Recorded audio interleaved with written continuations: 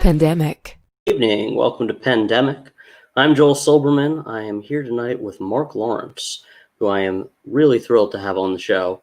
You almost certainly have seen his movies, Noelle, most recently on Disney+, Miss Congeniality, as well as Miss Congeniality 2. You might even call him Mr. Congeniality, which is almost certainly a joke he's heard before. He also has a TV career that goes way back, shows like Family Ties, if you remember that one, and a bunch of others as well. So before I get to him, of course, I do want to do a quick thank you to our sponsors, to Roadmap Writers and Notes for Execs. Roadmap Writers is an online writer education platform hosted by working industry executives. If you're looking for a real-world solution to help develop, market, and sell your script, visit roadmapwriters.com to learn more. Notes for Execs is a company that guides working entertainment executives on how to give better and more effective creative notes. Now they're opening their doors to writers as well, who can learn a lot about the writing process through the notes-giving process. Visit notesforexecs.com to learn more. And now I am thrilled to bring into the stream Mr. Congeniality himself, Marc Lawrence. Thanks, Joel. That is literally the first time anyone has called me Mr. Congeniality. So Really? Already off to an unprecedented start. Yep, absolutely. Well, that frankly, I have a reputation of being a path breaker, unprecedented. These are words that people use to describe me. By people, I mean me. Yeah, no, but I can totally see why. Yeah. Well, so we were chatting a little bit before about your time working in TV. Now you're primarily, not only, but primarily, most recently doing some really big features. And so I guess, well, let's start with, before we get into your TV stuff, way back when, what are you working on now? What are you writing now that you're excited about, whether it's something you've sold or something on spec, or what are you working on that's got you excited? I am working currently on two things. One is for Disney, again, which I will hopefully be writing and directing. And the other is, speaking of TV, I'm actually been playing around with a TV idea, and we're sort of moving along with that. Nothing concrete yet, but sort of developmental stages going on. It's the first time I've really done much TV, or even thinking about TV, and I've watched TV, but in terms of writing, it's the first thing I've really played around with for a while. Well, my understanding is that it's all just called content now. So whether it's TV or film, it's just content. Yeah, my stuff is usually referred to as lack of content. So across the board, whether it's feature or TV. So it's like a content-free kind of content? It's a totally, pointless exercise, and regardless of how long it is. So I'm really adaptable to any kind of platform. In my experience, that is often the best content. Yeah. Which has nothing to say. I can really say absolutely nothing in virtually any medium. So I feel comfortable jumping from one to the other. But yes, those are the two things: another movie for Disney, and this TV thing that I'm playing with. Cool. Are you at liberty to talk about what either is about? Not really, and that's not contractual. That's superstition. I almost never do that, just for I don't know why. But I am sure you're in good company with that. I'm certainly much the same way. Yes, and they're both supposed to be comedies. I can tell you that. Neither is animated, and they're both in English, or my version of that. So that's what I can tell you thus far. Folks, you heard it here first. Call up deadline. Marc Lawrence developing content-free English language, probably comedy, if it works. I think we're done here. If I can hit those goals, honestly, I'd be very, very happy. Cool. Good to know. Well, so I'll often tee things off, especially with folks who I don't know as well personally, or for that matter at all personally, with a quote from a friend tour of mine, not Michael Whitehorn, our mutual friend, but another, who says that great writers don't just write what they know, they write who they are. And so on a profound and fundamental level, who are you? Gee, I have no idea, and I think I probably write to find out who I am to some extent. And I think that the whole write what you know thing is interesting, because I really don't think I know very much, and I think that. Well, that's evident. Yeah, no, that's a joke. That's a. I don't know if I know you well enough to make that. No, joke. I'm hoping that comes across. So I make a lot of stuff up, and I think. So in terms of who I am, I don't know. Here's what I do think. I think it's very difficult to write any character that is not some piece of you. Someone once, I don't know who, said it's impossible to write a character who is smarter than you are. So that certainly limits my universe characters, but. I think it's difficult to write anything well that you can't find some piece of that character in yourself or channel that in some way. So I can give you a lot of superficial characteristics of who I am, but I don't know how that reflects anything I've written. And some of the stuff I've written, like Miscongeniality is not all that autobiographical. I have personally never been an FBI agent or in a beauty contest. Not that I haven't tried. And the latter is frankly hard to believe. I know. There was a best looking thing at my temple, I think, that I got through the first rounds of. So I think, but even with something like Miscongeniality, you wind up, in order for it to work on any level, you do wind up, for me, finding pieces of yourself in those characters, even if they are deeply, deeply buried in the character. And then there's things like I wrote and directed a movie called Music and Lyrics, and we were talking a little bit about music, and the whole subject of music is very near and dear to my heart. That in that movie, I can very explicitly see myself in terms of both characters and philosophies that they're expressing and what they're talking about and what they're arguing about. So, how so? That's really interesting. How so? Well, Music and Lyrics, for those who haven't seen it, very quickly, is Hugh Grant playing a former '80s star, loosely based on that band Wham. And in Wham, it was George Michael who went on to become a household name before his very, very sad demise. And there was another guy named Andrew Ridgeley who was in the band with him, and who was, for a lot of people, kind of forgotten after Wham broke up and George Michael went on to become just a massively successful artist. And that was kind of the inspiration for that movie. And Hugh was playing the Andrew Ridgeley part, a guy who was still coasting on his '80s stardom with a band that he was with.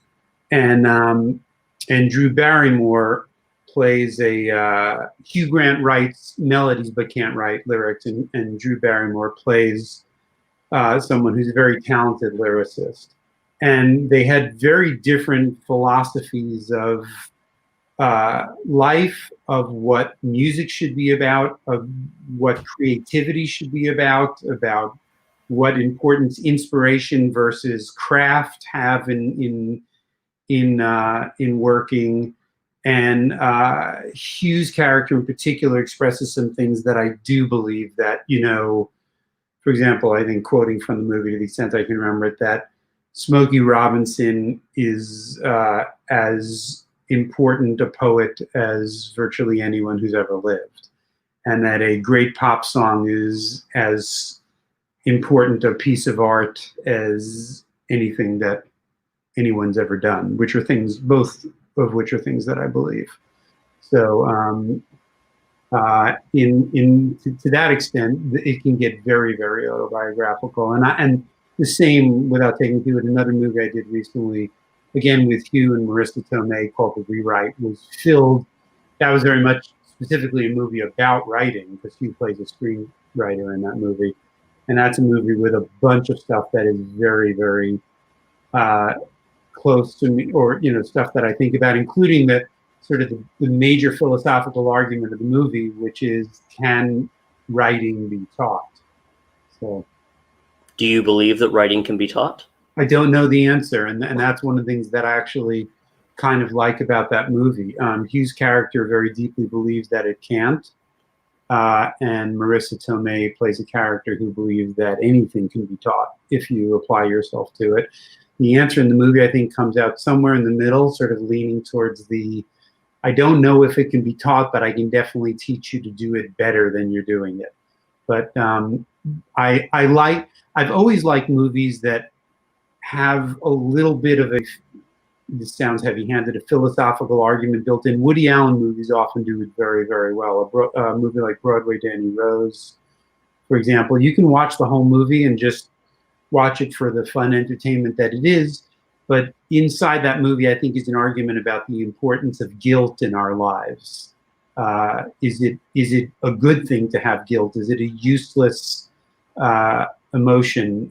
I love when movies can sort of organically intertwine those kinds of discussions with the characters and with the story. So it's interesting. I don't remember which Woody Allen movie it was, but when I was in college, I messed something up with my advisor, who has remained a good friend, and he was more bemused by it than anything else.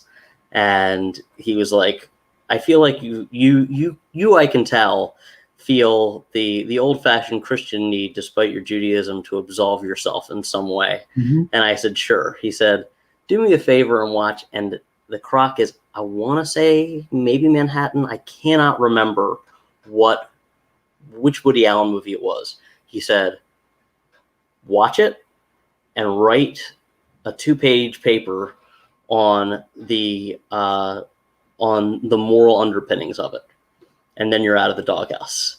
And I totally did. I don't know what the paper was about. I don't remember which movie it was, but I'm pretty sure it came out in 1988. So if anybody wants to Google that. That was probably too late for Broadway Danny Rose. It might have been Crimes and Misdemeanors, or Crimes and Misdemeanors. That was it.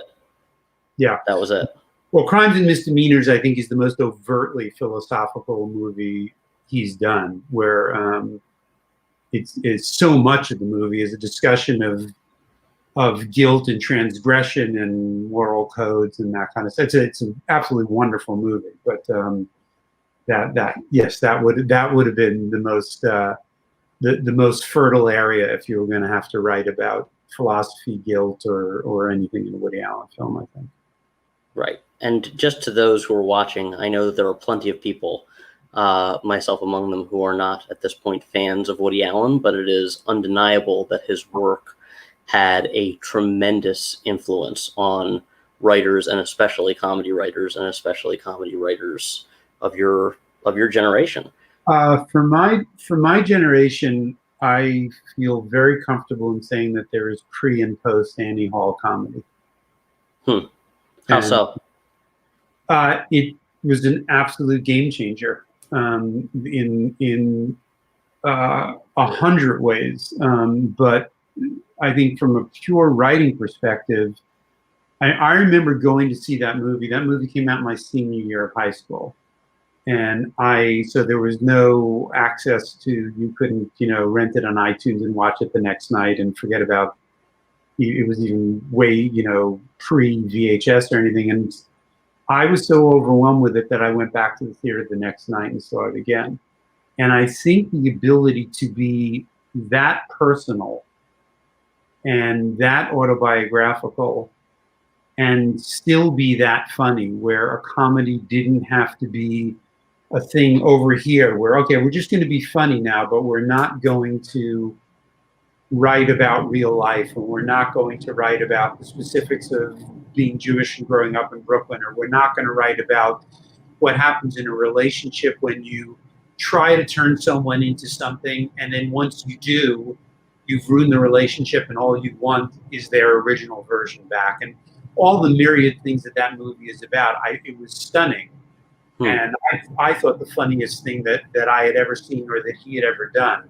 And I think that I would not be the only comedy writer of my generation. And I think just even by then inheritance, later generations of comedy writers, where Annie Hall was a dividing line in what comedy looked like. I think it changed after that in as seismic a way as Seinfeld changed comedy. Well, that's interesting, because I want to talk to you too about how Seinfeld changed comedy, because that was something that was in the background and just the atmosphere when I was growing up. But I do find it interesting when people talk about the impact of Annie Hall, because a couple of others have as well, Michael Whitehorn, in that time period. And looking back, obviously it's before I was born, looking back at the movies that precede it, and then some of the things that come up after it, where I can see how comedy was more elevated in a certain way. It was a little bit more shtick. You watch The Odd Couple, and it's certainly relatable, but they're not totally grounded characters. It's kind of the difference between when you watch some of the old style acting from the 40s or whatever, and it's, or 30s for that matter, and Scarlett O'Hara, and I can't, and all that kind of stuff that looks really flattering. You can't watch anymore. Yeah. Right. And that then, like, somebody breaks through and says, no, we're just doing this lo-fi thing. And it feels like you dropped the camera on real people who just happen to be more articulate than you are. And that really shifts things. It shifts things also because I think the mindset of, okay, we're going to do I've worked with actors where sometimes the feeling is like, oh, we're going to do a comedy, so I'm going to shift into this mode. And as a director, when I see that happening, my instinct in the discussions become, let's not do that. You don't know you're funny. Right. For you, this is serious. For your character, this is a real thing that you're going through. Play it. I'd rather you play it like Strindberg than like Marx Brothers, which I love. Mm-hmm. But I think that Annie Hall was the thing that I think that he probably thought, I'm sacrificing some of the comedy here in order to deal with real characters and issues that people actually have. For me, by virtue of that, it became the funniest film he had done. I love Love and Death. I love the earlier movies. I love Neil Simon deeply. I grew up reading those things, and that's a large part of why I chose to do what I did. But I think Annie Hall, by saying we're just exactly what you just said, lo-fi in a way, we're going to make a small movie about real characters and real things going on in their lives.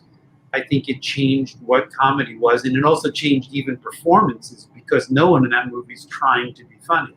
Right. And before that, I think there's a lot of let's put on a show, let's make it funny, and a lot of it's about taste. But I think that was a change in the way audiences viewed comedy, what they expected from comedy, and the ability to be as smart and intelligent as you possibly could be.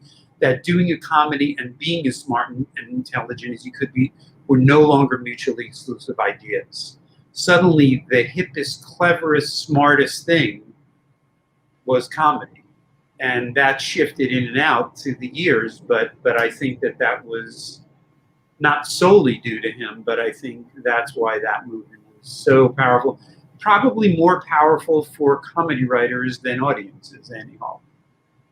Well, also, I think audiences, like, they'll see something and enjoy it. They might not come away from it and say, wow, you really redefined comedy with that one. But they may see subsequent movies that are more in the vein of an Annie Hall and say, oh, well, I really like that, and not necessarily know that a shift has happened.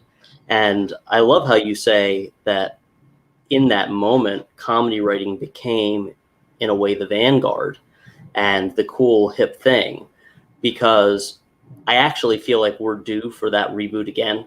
Like right now, there's such a premium placed on drama and such a premium placed on heaviness and darkness. Yeah. And the people who are the big brand name showrunners, all of them right now, are writing, with the exception of Shonda Rhimes, the grimmest shit. And even Shonda Rhimes, new stuff is like pretty heavy. They're writing the grimmest shit you could imagine. It's like, what's the number one headline show of the 2010s? Oh, it's people in the Middle Ages raping and beheading each other. Huh? That Right. sounds great. Right. Like, I think we're due, especially given the nature of the world that we're living in, we're due for somebody to come forward, maybe somebody watching this broadcast, and say, like, here's what comedy looks like now. This is funny, and it's real, and it's relevant. Because I feel like there's plenty of good comedy out there, but I feel like it doesn't have the place in our society that it once did. It goes, as we were saying, it goes in cycles. I mean, Annie Hall, I think, made comedy really cool. It won, Best Picture and all that stuff. And so suddenly, that idea that comedies could be incredibly smart and the coolest thing going on, and that, again, any feeling that you need to dumb stuff down to write comedy or do comedy, I think that movie blew that out of the water. Having said that, it goes in cycles. When you look at television, there's those periods of, the very sort of high concept, whether it's I Dream of Jeannie or Marc or whatever, and they're all great. It's also just down to taste. But I've never felt that comedy was lesser. I think I'm not going to say harder, because it's down to what everybody does. But it's harder. It's certainly, yeah. I mean, it's no less hard. And whether it's that famous Edmund Gwynn thing, dying is easy, comedy is hard, or in a musical equivalent, Gershwin always used to say, would sit down when he started to write and would play very, very sad, kind of melancholy music. And he always said, I have to do this for the first half an hour so I can get to the good stuff. I've got to get this out.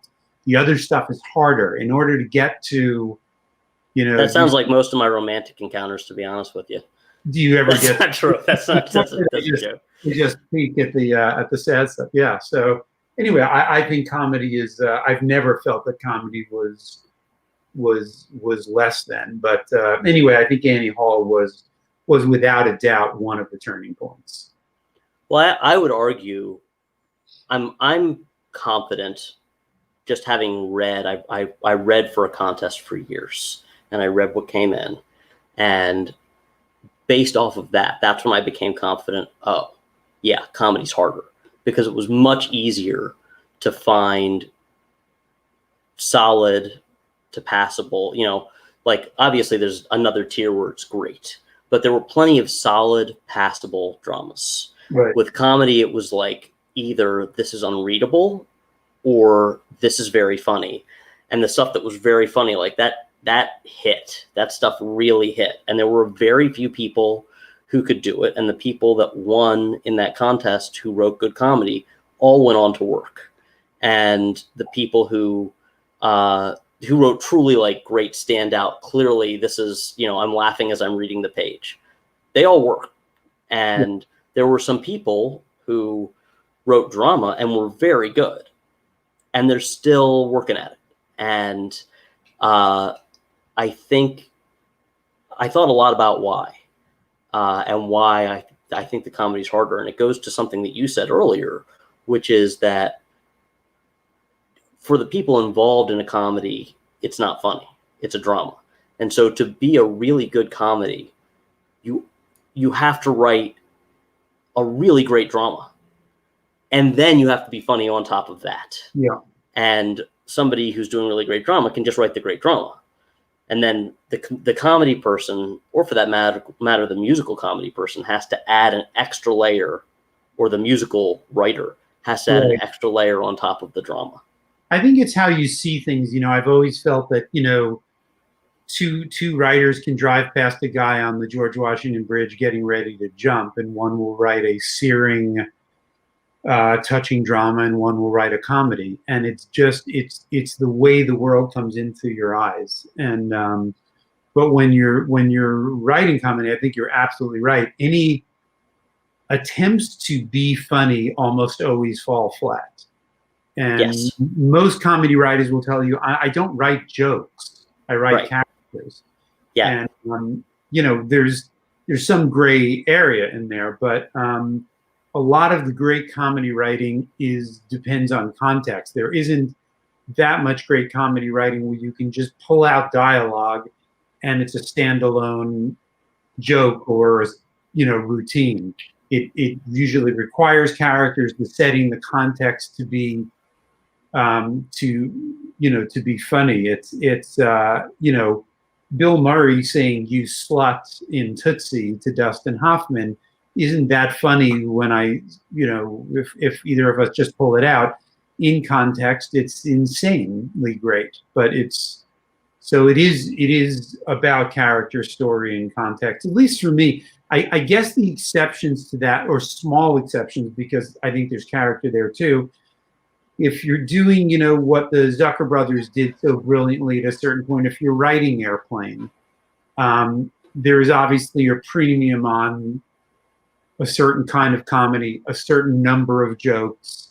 You're somewhat less invested in story and character, except insofar as they are vehicles for. But I would actually say that that example, I would disagree with that, because, and I'm sorry to cut you off, but I think that movie, I think you probably know, is literally it's optioned as a remake of a drama called 0 Hour that came out in 1959 or 60, and that they had been watching and were like, wow, this is hilarious. And it was literally, it's the guy jumping off the bridge, because it's the exact same text in some cases. Like when Leslie Nielsen comes in and says, I just want to wish you all good luck. We're all counting on you. Like, that was a serious line in the original. And then in Airplane, it becomes absolutely hilarious. And so, yes, they're doing a lot of stuff. When Cromwell hears about this, the shit's going to hit the fan. They're doing a lot of that stuff. And then the shit hits the fan literally, and it's funny. And it's a big joke, but actually the spine of it is a very serious, heavy drama. And some of the shit hitting the fan is almost a signal to the audience to read the serious lines in a different way, so that we're already in a comedy mindset. And then when they say the serious stuff, it's hysterical, and it still holds up 40 years later. But they say that the reason their next movie, Top Secret, wasn't as successful was because they didn't realize Airplane was the first long form thing that they had done. And they didn't realize how much they were relying on the story spine of the original movie. And they didn't really understand story. So after Top Secret flopped, they went, oh, well, we just wrote a bunch of jokes. We really need to understand the spine of story structure. And then you get Naked Gun. I would agree with all of that. I think the difference is I love that movie, and again that also is a touchstone for any comedy writer. But I would say that what works about that movie is the story is there. I think as a sort of structure for the jokes and the characters as well. That movie can't take 2 minutes to do a more serious scene or a more melancholy moment, or what you did get. It's closer to the early Woody Allen movies, speaking about it. It's closer to Bananas or Sleeper or those kinds of films, which also can't stand to let the motor stop. The engine has to keep going. You have to keep moving at a certain pace. You can't stop to take that moment, I think. But without a doubt, anything you're doing, I think what was their earlier short? Was it Kentucky Fried Movie? It was Kentucky Fried Movie. Yeah, even that. I mean, without a structure, then it is just jokes. Then you're in the Borscht Belt. and which can be fun, but it's not something you want to go into a theater or sit down in your house and watch on a screen. Well, it's kind of actually, now that I think about it, when you say Borscht Belt, a lot of comedy, especially coming out of the 30s, 40s, 50s, it's all downstream of vaudeville and the Catskills. And it's like, oh, well, it makes sense. Like, what is Kentucky Fried Movie if not, it's a sketch comedy movie, and it's functionally vaudeville. It's modern vaudeville. Mm-hmm. And it comes out the same year as Annie Hall. And one of them kind of encapsulates the zeitgeist of the old in a modern kind of way. Whereas the other, Annie Hall, is bringing in, like, what if instead of doing vaudeville, we brought in off-Broadway theater? Right, right. No, I think that that's true. And I think that, again, with Annie Hall, in the same way that you can watch a stand-up who's very funny and has a lot of jokes, the stand-ups that really, for me, remain memorable and impactful, whoever your favorites are, create a persona. So it's not that different than writing a good character in the movie. And the jokes then become functions of that character. And I think Annie Hall was a version of, I'm not just going to come out and, take my wife, please, Joe. I'm going to come out and create a character, and the jokes are going to be inseparable and organically intertwined with that character. And to me, therefore, resonate more and be funnier. And everything that I've worked on, that's always been the aspiration, all the way back to Family Ties. I mean, we always felt we were trying to, we weren't always successful, but we were always trying to be as smart and character-driven as we could be on the show. Right. Well, let's use that as a segue to go back a little bit. Or actually, why don't we do this? I'm supposed to do an ad break, so why don't I do that and do the pay the bills part, because it just makes it more like television. But then when we come back, after these special messages... I'll be naked, so yeah, when we come back. So. I mean, I'm already naked from the waist down. That's a great line from Kentucky Fried Movie, is the news reporting goes, I'm Herb whatever, and I'm not wearing pants. Uh-huh. And... now we're all that way. But when we come back, I want to talk a little bit about what your experience was starting out. And I know you did a few shows before Family Ties, but that period. I did Family Ties your first?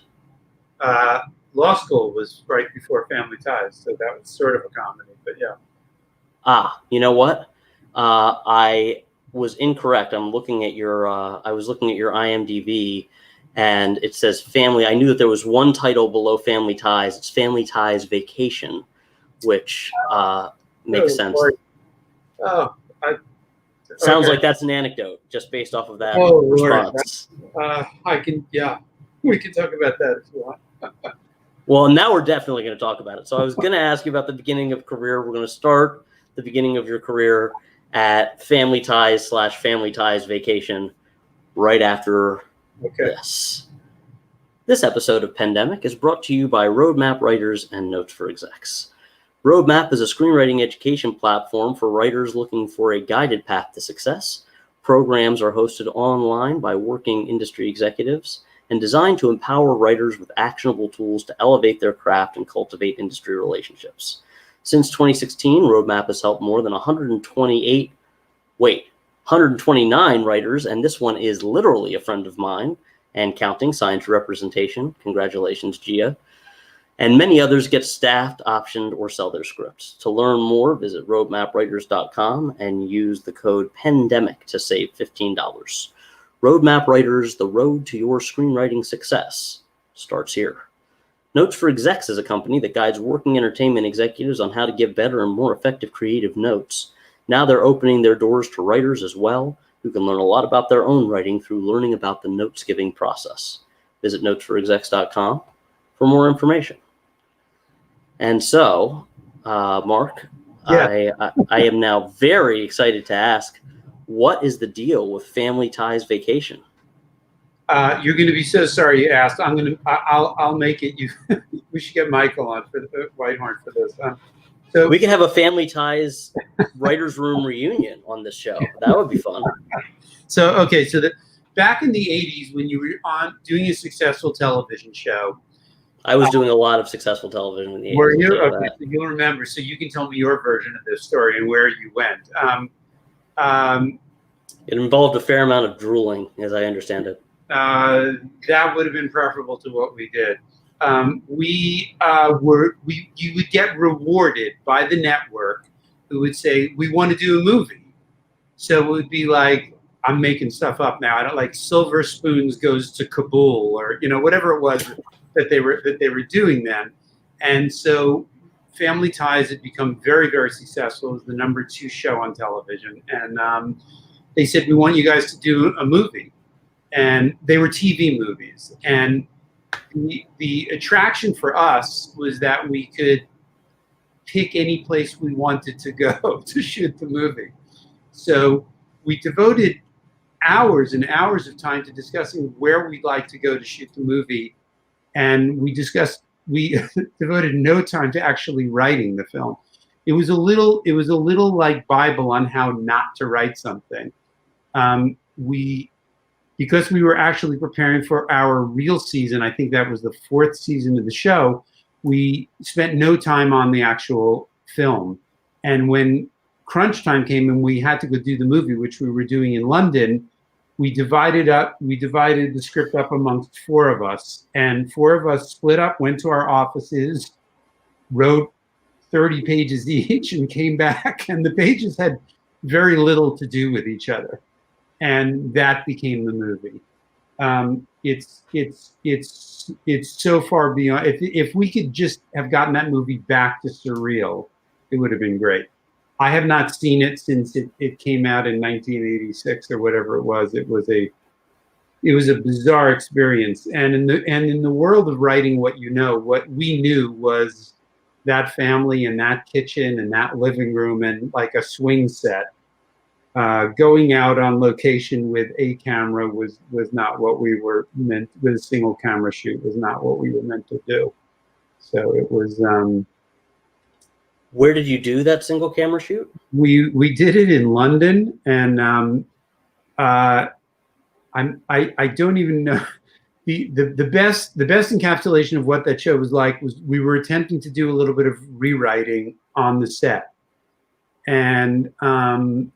So Michael Whitehorn, myself, Gary Goldberg, who created the show, and one of the other writers, Alan Uger, got into a trailer on the set to try to rewrite.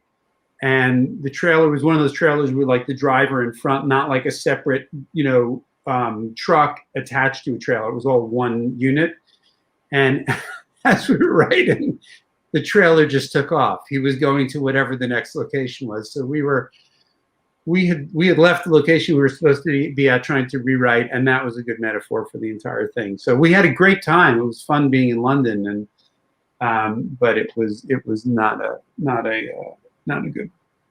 good movie. So I feel bad for all the actors. To those watching and then down the road listening in, I think that the takeaway here is this is must-see content. It might be genius in one of those ways where, but as I said recently, it was a movie that was ahead of its time and somehow continues to be ahead of its time. I don't think we will ever really catch up to what that film was going for. I'm in it for a few seconds, as is Michael Whitehorn and a few of the other writers, which is that's not a good thing. So I don't like being on screen and it shows. So it was. I felt bad. The actors were working so hard. My real memory was being in the hotel, and I think I'm getting this right. And it was with Michael Fox, and he said, "I'm getting these calls from LA, and apparently this movie I just did is like really, really playing well in the test screenings." And that was Back to the Future. So that was. That's a happier memory. Well, I know that Michael Whitehorn is also responsible for introducing Michael Fox to his wife through an episode of television. That she played his girlfriend on the show. Whitey wrote that episode. When I say Whitey, Michael Whitehorn, my dear close friend who Joel knows and who I met, both of us wrote for Family Ties. Yes. Whitey wrote that 2-part opening episode, and Tracy was cast as Alex's love interest, and that's really good writing because 35 years later, or whatever it is. Yeah, exactly. Yeah. Well, so really, he owes you guys a lot, is what you're saying. Michael Fox. Yeah. Yeah, totally. I mean, depending on how the marriage is going, I think it's going really well. We'd have to ask Tracy whether she feels that we did her a favor or not. But having introduced at this point one married couple myself, I think that it's 1 year of marriage, after which you as a matchmaker, it's like you've done your part. After that, it's fate. I see. Yeah, so you're in the clear. And that was perfect because Tracy only did one season of the show. And so it was all kind of a little perfect bubble there. Then she was gone. And now I don't know how it works with the guild. Do you guys get points on the back end of the marriage? Of the marriage? No, we get to sort of okay their vacations and choices of apartments and that kind of stuff. We just have to make sure it stays in character. But no, we're no longer getting residuals from the marriage. Yeah, well, I mean, next round of negotiations, we'll make sure that's in there. Yeah. No, I can't. We've had a few WGA board members on the show. I'll bring it up. Hello to them. And who knew the marriage would go so long? So had we known, yeah. I mean, in Hollywood, I don't think any marriages go more than 3 to 5 years usually. So mine did, but my wife isn't an actress, so yeah. So that's the secret. Well, so I'm curious how you got your start doing that. Usually that comes up earlier in the conversation, but we've got a lot to talk about. I'm going to set 2 goalposts for us because I can tell we could just go all night. I want to talk a little bit about how you got into comedy and how you got your start. And then I also want to talk about, a little bit more about Miss Congeniality and your transition into features. The quick story on my starting is I went to law school, to NYU Law School. That's hilarious. It's a great training ground for anyone interested in getting into comedy. And also I had great parents and my life was pretty good. The whole thing to be a writer that you have to suffer. So this seemed like a good way to achieve that. So I did 1 year of NYU Law School, which didn't work for me on any level. And I had always written stuff, but I'd never shown anything to anyone. And the year of law school was so awful that I decided, okay, I'm really going to try this. So that's what started in oxymoronish way, serious comedy efforts on my part. And I wrote a spec script, not really knowing what a spec script was. I got my first agent. I had not watched television for a long time. She said, go watch TV. And I got TV Guide, which was the internet at the time, and circled every comedy that was on and watched them. And I saw Family Ties and immediately loved it, and then waited till the next week when it was on again and watched so I could write down character names and stuff. And I wrote a script. She sent it out, and that's kind of how it started. They liked it and flew me out, and that was I had dropped out of law school by this time, so that's the quick version of that story. Well, yeah, and I mean, to fill in a little bit of color between the lines here, I'm curious. How did you end up getting the agent in New York when you're not even in LA at a time when you're not doing Zoom calls exactly? And no. And also a very different question, but I'm sure it's all part of the same story. What was the moment in law school, if there was one, where you were like, yeah, no, not doing this? It was okay. So to work from the second question, it was orientation day at law school. I actually did throw up that day, and that's always a good start. I'm a slow learner, so I stayed for the year. Law school was weird because most people come straight from undergrad, and this was 1982. So I looked like a hippie, and I wore my army jacket.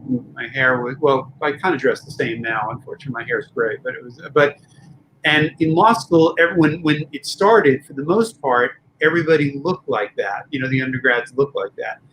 As the year went on, you could feel the transformation where people started to cut their hair. They started to dress better. People were even wearing sports jackets. I kept wearing the same thing. And I remember people started to come up to me to buy drugs because I think that they thought that I was somehow sitting in the back of the room in the classes as a dealer. I have a lot of drugs. They're all, Pepto-Bismol and asthma stuff and nothing fun. And then, so I could feel the shift happening. And then the other quick story is at NYU, as at most law schools, the big thing is getting a job the first summer. Because if you do, that can then become your job when you get out of law school. And the first year is the most important year. It's the only year the grades really count. So they prepare you at NYU Law School to prepare your resume for the firms. And they tell you to how to write the resume and to make whatever your experiences have been, to embellish them in a way that seemed appealing to law firms. And a lot of people at NYU had already clerked for judges, or they had done, legal stuff or cool internship stuff. And I grew up on Long Island, and I had, worked at Adventureland amusement park. So I put that down on the resume, and my description of the job was propel people through metal tubes for their amusement. And that was the resume I sent out, and I was told that would not be a good resume to send out. I got 5 interviews, which wasn't bad. 4 of the interviews told me when I walked in, and I wore a suit and in tie, and they said, "We're never hiring you. Anyone who would write that on a resume, we would never hire, but we really wanted to meet you." So I had 4 lovely interviews, and the 5th firm actually said, "Yeah, we could use a little lightness in the thing." So we would. I dropped out before, but so anyway, I threw up my first day there, and I actually did get an ulcer. It was not a fun experience for me. How I got the agent back then, I don't know if it still exists. There was a book called The Writer's Market, and everything, it was pre-internet, and the book listed all the accredited agents in LA and New York who were signatories to the Guild Agreement. So you'd go through and you'd flip pages, and I wrote this pilot script. I didn't even know that's what it was called, but I wrote this pilot. It was pre-computer for me anyway, so I typed it out. I made, 30 copies. I mailed them out to 30 agents, and 28 of them came back, not even rejected, just, "We won't read this. We don't know who you are. We will not read it, and we don't take unsolicited material." 2 of them came back with a response. One was from a man named Jack Rollins, who is one of the great, he's Woody Allen's producer. He's passed away, but he was Woody Allen's producer, and he was Woody Allen's manager, and he was David Letterman's manager, and he was Billy Crystal's manager, and he was just an absolute legend and one of the greats. You were lucky if you came across his path. A lovely man, and just a genius in terms of talking about comedy and comedy writers. And then the other response I got was from the woman who became my first agent. She's mostly a book agent. She lived on the Upper West Side, not far from where I live now. And she became my first agent, and she was the one who sent the script out to Family Ties. Wow. And and those 2 just happened to say, "Yeah, we'll give it a look." She said, "I like this." She said, "I like the pilot." She said, "What do you want to write?" I said, "I'd like to write movies and TV." She said, "Well, let's start with TV. TV's faster." And she said, "What shows do you like?" I said, in college, I haven't watched the show." And she said, "Go out and get TV Guide." And then that's how I circled all the things and saw Family Ties for the first time. Jack Rollins just said, "I really like your script. Come in and let's meet." And I went to his office on 57th Street and walked in, and it was filled with pictures of Woody Allen and the movies. I was overwhelmed. he came into the office about 15 minutes after I had showed up with 2 bags from the New York deli. He said, "One of these are 2 pastrami sandwiches. One of these is for you." And we just sat down and talked comedy for 2 hours. I almost lost the job I was working at. Post law school, I worked writing for a magazine, and I almost lost the job, but it didn't matter. It was just everything. It made you excited about writing comedy. It made you excited about being in the business. And he was a guy who loved comedy writing for all the right reasons. He told me great Woody Allen stories, and it was a dream of a meeting. And those first meetings can be very, very important, because if you're in the wrong meeting with the wrong people, it can really, make it more difficult to write, or cloud your mind, or make you less excited about it. I walked out of that meeting like, I can't wait to be in this business, not knowing that most of the business was not like Jack Rollins, but Right. it was an absolute godsend. A lovely, lovely, wonderful man. Did And you he guys maintain contact gave after me that? a screenplay. Sorry, he gave me a screenplay to the movie Arthur, the first one with Dudley Moore. And I remember he said, "I think this is the kind of movie you could write." And I said, should I return? He said, "No, you keep that copy." It's the first screenplay I'd ever laid eyes on, and written by Steve Gordon, who was a genius of a comedy writer, and sadly died not long after writing and directing Arthur. But it was the first screenplay I ever read, and it's a freaking great screenplay. The movie's great, and the screenplay's as good or better. And I remember reading it and thinking, "Oh God, if I could get close to doing this, that would be a life well spent." So it was just a wonderful meeting. I was incredibly lucky to have had that experience.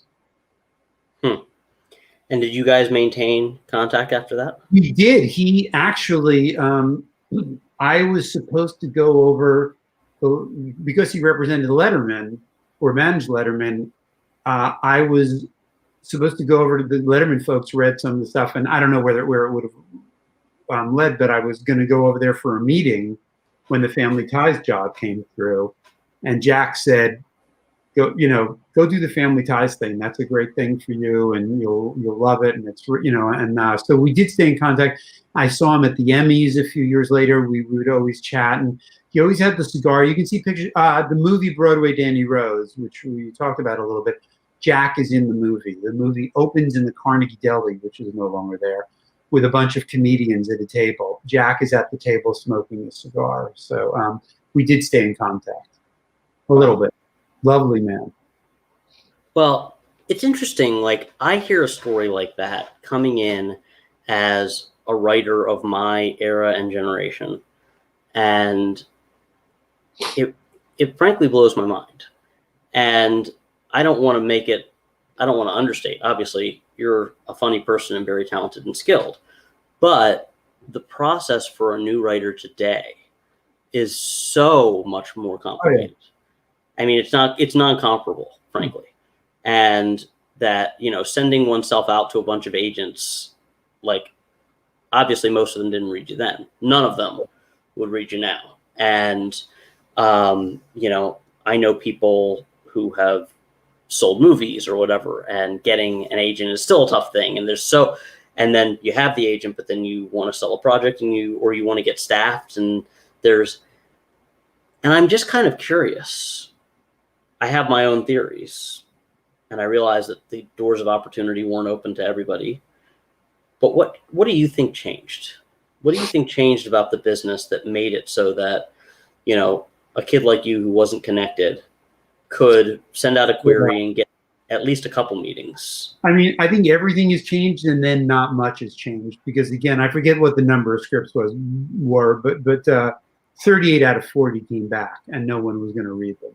And sure. I had no contacts, knew no one in show business. So I was very, very lucky that this one agent, because as wonderful as Jack was, I mean, maybe the Letterman thing would have worked out, and that was through him. But other than that, Jack didn't get me a job. And so I had one person who believed in me, and one agent who read the stuff. And so I don't know how much has changed. It's always, the odds have always been horrifying and terrifying. What has changed is the awareness of the industry and the business. In some ways, when I was doing it, obviously there was no internet. So in 81 or 82, so everything that means, it means. But the idea of writing for television or writing movies as a viable career, if it existed, I was not aware of it. There were no courses in school. There were no scripts to read online. There was no behind the scenes stuff. You couldn't buy even the Office DVDs and hear the writers talk. It was Oz. It was happening somewhere in some place in the world. And how do you get in? So in its own way, it was not more difficult then, but the awareness of it was just, what part of the world is this happening in, and how do you get there? So I think in some ways it's a little better now, because for all of those reasons, you can read scripts, you can hear writers talk, you can go online and find so much stuff. But I think it's always going to be incredibly hard. But back to something that you said early on, I don't know how to say this, because it's all subjective what is and isn't good writing. I was very lucky and found the right people to read my stuff. My first agent, Marcia Amsterdam, and Whitey, speaking about Michael Whitehorn, he was absolutely instrumental. He read my spec script. He was already on Family Ties, and he really liked it. That's, I think, a large part of why I was there in the first place. But there isn't that much stuff that's great. And once I was on Family Ties, and then after Family Ties, I did do a bunch of TV. You know, trucks would back up with scripts, asking either for people to read scripts when I was on Family Ties, and then when I was doing my own shows, for me to staff writers. And there isn't that much stuff that stands out. And so it doesn't mean that I absolutely believe someone can be incredibly talented and just has not gotten it to the right person, and the right set of eyes has not landed on the script. Having said that, when people ask me for advice, I just say, watch TV, watch movies. There isn't that much great stuff, and that's the stuff that's been made. Spend your time right. People often ask me, should I go out to LA? And this may have changed, I don't know. But one of the reasons I wanted to get out of LA as a writer was just, I felt like I was around the time of Family Ties, especially at the end of Family Ties, when I was young, and people, would look at me and see dollar signs, not because I was so talented, just because they thought, oh, this guy's going to go ahead and get a development deal and write more shows and stuff. All I did was go to meetings. Mm-hmm. Meetings all day, and I wasn't writing. And it just felt to me like, look, either, writers write, and as much as meetings feel like you're doing something, they're doing something, because they're agents or producers or whatever. That is what they do, and they do it well. But if I'm a writer and I'm going to these meetings, I'm not writing. I have to get out of here. So it was one of the reasons I wanted to come back to New York, because I felt like it was easier to write here. And for me, that's been true. But it's always hard. It's really, really hard. More people are aware of it. More people view it as a viable career option now. It's wonderful, people taking courses in sitcom writing in college. That didn't exist when I was in school. And so there's more people who want to do it now, which I think that's the big thing. Back then, it was, you really had to sit down, and I remember reading Prisoner of Second Avenue in a library, and Neil Simon play, and it was a blinding flash to me. Like, I'll never be able to do this well, but I get this. This makes sense to me. I understand the rhythms and whatever. This is what I'm going to devote my life to. There weren't a lot of people. I didn't know anybody else doing it when I was trying to do it. Now it's become, to some extent, legit and institutionalized, and there's a billion people who want to do it, or they're trying it, and so that, I think, is the thing that makes it harder. there's more Yeah. people trying to do it. And that is exactly my theory of the case, is that it went from being a thing like, oh, you do that, to being the thing, to being one of the most heralded, culturally important jobs in our culture and society. And frankly, because of the reach of a lot of Hollywood product now to global culture and society, such that you don't just have people in the United States now trying to get a foothold in Hollywood. You have people from around the world who, in some cases, maybe even are successful in their own country, but they see the opportunity to make something that then gets distributed around the world. And so they're coming. And every other previously viable means of living as a professional writer has dried up. Journalism is not a real career path anymore. And there were a couple writers that have been on here who had thought, they met in journalism school. They thought they were going to be journalists. Right. And then journalism collapsed. Right. There were no jobs. There was no money. And they said, okay. And now they write television procedurals, Right. you know? And I think that the combination of those things, of it being such a culturally relevant thing and something that is like, people are looking at and going, wow, you know, that's I want to do that. And little kids growing up and saying like, I want to be a TikTok influencer, or like, I want to write the stuff that's a little bit more sophisticated than TikTok. Right. And then not having any other means for people who are good at writing to monetize that, unless they want to go to law school. And as you experienced, you got to really be the right kind of person to make that work.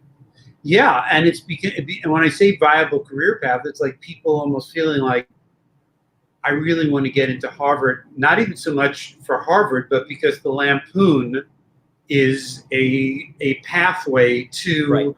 Seth Meyers or The Office, Right. or not anymore, but so it's become institutionalized in that way, in a great way, because there's more information about it. But in some ways it makes it harder because, as you say, the world is trying to do it. And yes, other versions of writing. I mean, obviously playwrights still want to write plays, and novelists still. But they're making their living writing TV. It used to be, I remember there was we had a lot of them on the show, to be honest. A lot of the rising generation of TV writers are playwrights. And I remember a professor, she wasn't actually my professor, she was a friend of mine's professor at Harvard, who had written on a big hit TV show. And this was the early 2000s. My friend was somebody I looked up to a little bit. She was a few years older than me. And I went into college saying I wanted to write TV. And she was like, well, don't tell your professor that. And I was like, well, what do you mean? And she said, I had this professor who was this playwright, and she had written for, and I don't want to say the name of the show because it'll out the name of the person. And it was this huge show. And I was like, oh my God, that would be like my dream to write for that. She was like, she was so ashamed. She was so embarrassed that she had done that. And when I was in high school, I acted in a play written by Tony Kushner. And my character's name was about 6 playwrights burying a 7th who had died, and who had died of AIDS. And I was I played the character of the guy who sold out. And I played the character, I was 17 years old, and the character was 40.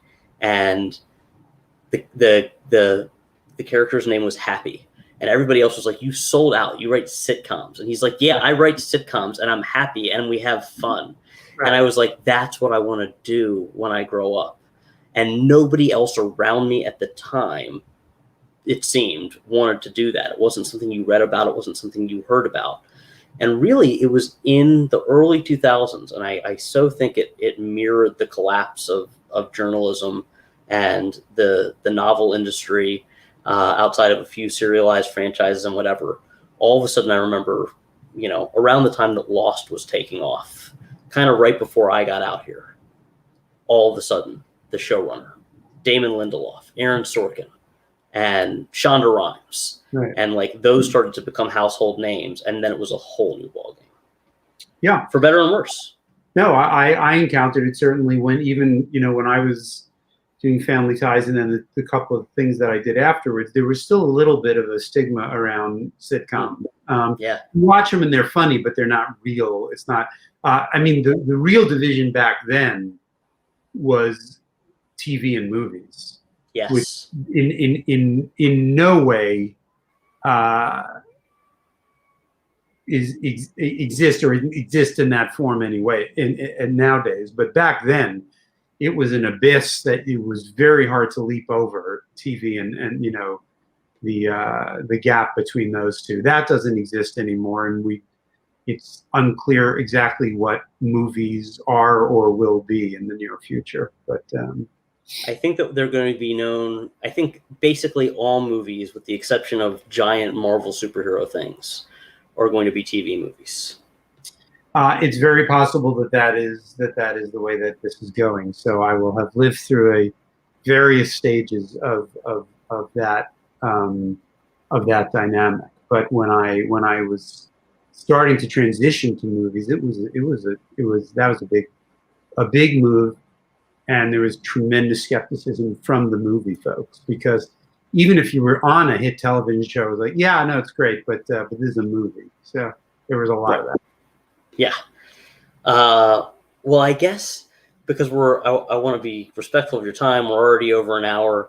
I guess so. At some point in the future, I would love to have you on, because I feel like we could go forever. But I want to ask kind of the pivot question that launches into what seems to me is like phase 2, maybe it's phase 3 of your career, when you become a features guy at a time when I know, as you just said, it was such a heavy lift.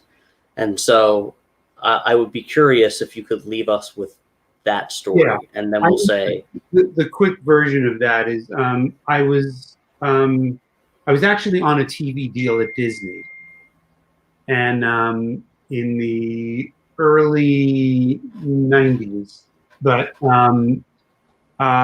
as part of that deal, I said, you know, I'd love to write a feature. And I think that they let me write the feature just to get me over there to do the TV deal.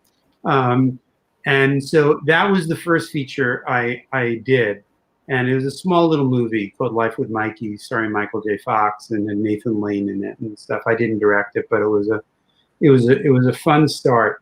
And then after that, I decided I really wanted to focus on movies. So I was lucky. There was a producer who was a big fan, and stuff started to happen. I did this movie that was a remake of a Neil Simon thing, and then I did with Steve Martin and Goldie Hawn, and then it starts to like churn. You know, like, oh, he did that. That was pretty good. And then I wrote this film at DreamWorks. That was the first film I did with Sandy Bullock. It was Ben Affleck and Sandy Bullock, and that movie got made.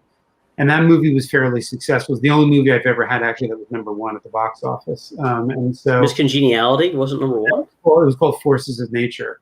That film, the first one I did with Sandy Bullock, and I'd written it. And then Miss Congeniality followed that, and I already knew Sandy a little bit, and so it was sort of like you write one, oh, that happened, and you know, oh yeah, he did that well, and then people start to talk, and it just becomes that thing. But I had sort of made a decision to veer towards movies as opposed to TV at the time. I'd always actually preferred movies. I wasn't that big a TV guy. I think it was my agent saying, "What do you want to do?" And when I said movies and TV, she said TV's faster. I think that's really how I wound up doing TV first. I think my heart was always a little bit more towards with movies, so that happened. And then, you know, the first two, that Life with Mikey, didn't make any money, but it was made, so that became the thing. And then the next one, The Out-of-Towners, didn't do particularly well. It was okay. And then the Forces of Nature, which came out around the same time, did do well. And then I had this idea for Miss Congeniality, which I thought was just a silly idea, and I had to be kind of coaxed to write it, and but I did, and I was happy how it did. And then Sandy, you know, signed on, and that I guess a good endpoint was she made me a director, because the hardest jump to take, at least back then, was from writing to directing. The studios kind of had a feeling about writers like they serve a purpose. We seem to need these scripts and stuff. They seem to be, for the most part, people who can't make it from the office to the parking lot. The only thing they can do is write these scripts. So they'll do that, but then we want nothing to do with them once the movie is getting made. Mm-hmm. Put them someplace else, and they get 2 tickets to the premiere contractually. That's the next time we want to have any discussion with them.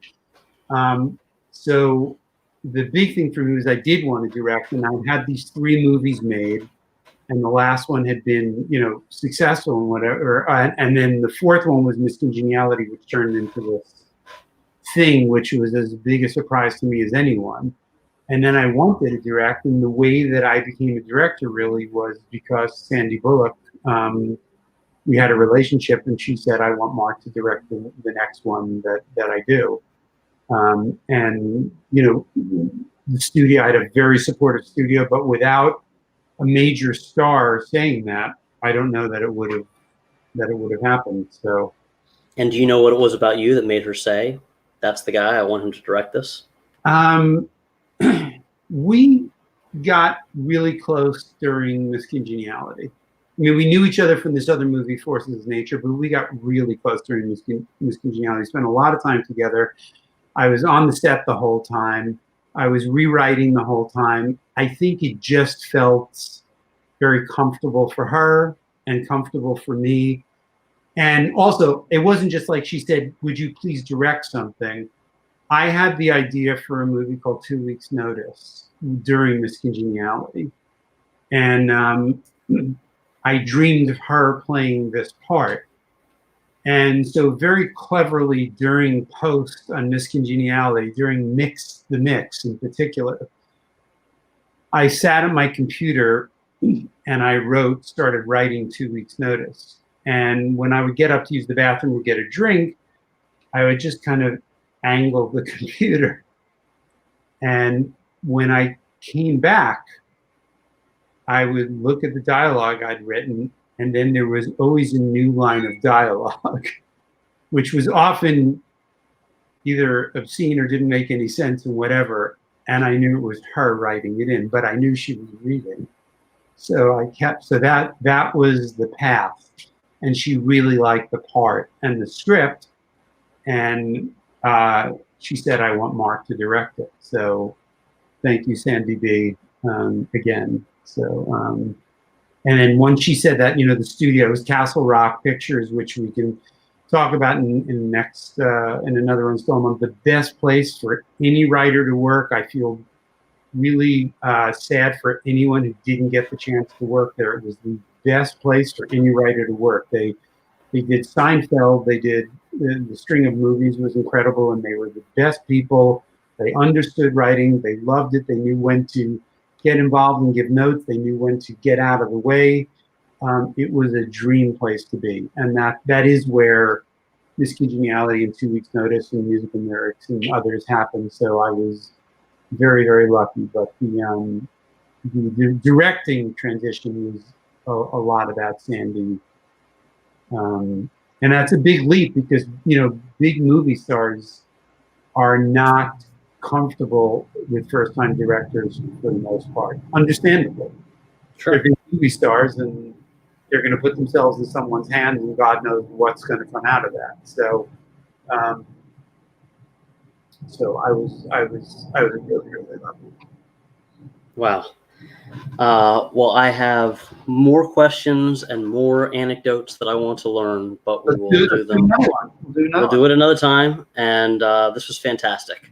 Thank you, Joel. Thank you. I watched a bunch of them. They're really fun, and I hope that I can't imagine that people who are writers and aspiring writers won't hopefully get a kick out of it and maybe learn something.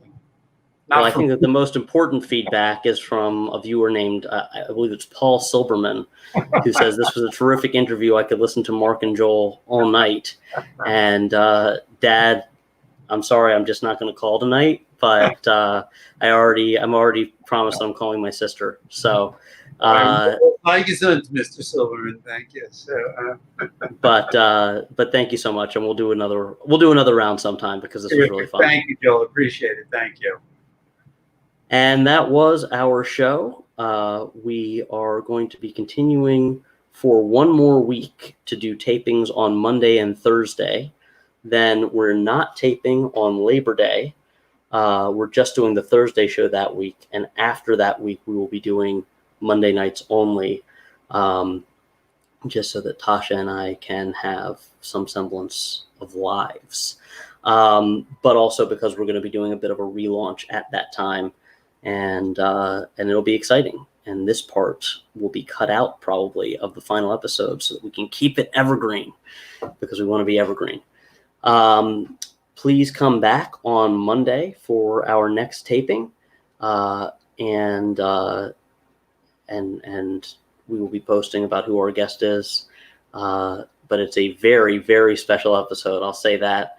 I cannot wait to do this interview, and I will leave you with that air of mystery, and with these closing credits. These closing credits.